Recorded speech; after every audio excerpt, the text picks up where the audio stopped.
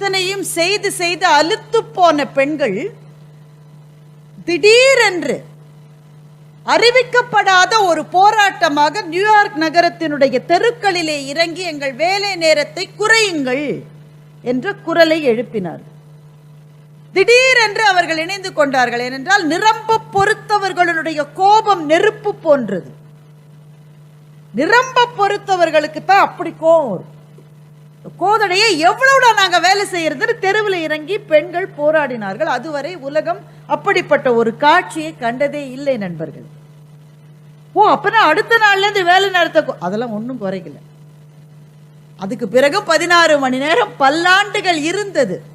தொடர்ந்து தொடர்ந்து தொடர்ந்து முன்னெடுக்கப்பட்ட போராட்டங்களினால் நியூயார்க் நகரத்திலே நடந்த இந்த போராட்டம் நடந்து கிட்டத்தட்ட 8 அல்லது 9 வருடங்களுக்கு பிறகு 8 மணி நேர வேலை என்ற திட்டம்